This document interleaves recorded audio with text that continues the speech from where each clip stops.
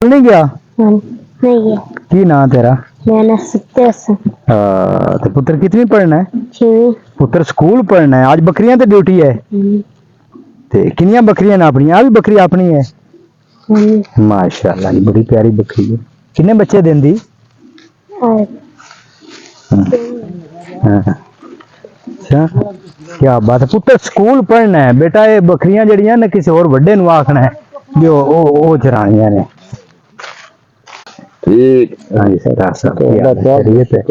बकरियां माशाल्लाह जड़ा है सारा दिन नहीं चराई ते सारा दिन चराई असि नौकर है मियां मोहम्मद यार दे नौकर नहीं जी। क्या मेहनत जड़ी है जी अल्लाह पाक उनदा बड़ा फल देंदा बड़ा कबूल करदा बड़ी। ये बकरियां च वाह मोड़ अल्लाह पाक रोजी मैं आना अल्लाह दा इन्हां नु बरकत है, हजूर पाक दी दुआ है जी। मैं आना इन्हां दा 2 मंजिली कोठी लाहौर बना दईए।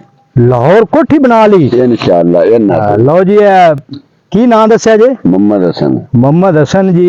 इन्हां ने बकरियां चरा के ना जी ते लाहौर दे विच आंदे ने भी प्लाट लैके ते 2 मंजिला कोठी बना ली। माशाल्लाह जी माशाल्लाह, क्या बात है।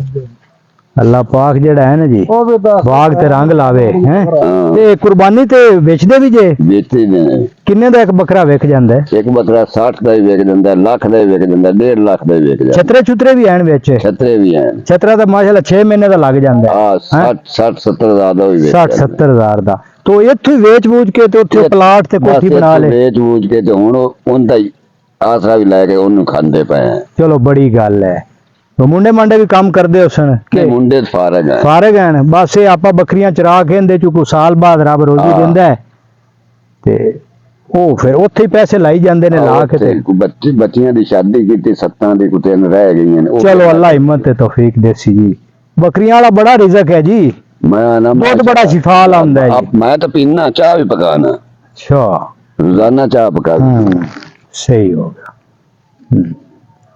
चलो जी बड़ी गल है, अल्लाह खैर करे। साडे नबी दी दुआ है इनू नाले इन्हां चरावां दुध शिफा है। दुध शिफा है। चराने ते रोटी रोटी मोड़ नाल ही बन के ले आंदे ने। रोटी घरों खा के उन्हें मुड़ खा जा ते खांदे जे जाके सारा दे मोड़े। मेहनत वाला काम ही बड़ा मेहनत वाला है। अल्लाह पाक मेहनत दे फल बड़ा देंदा है।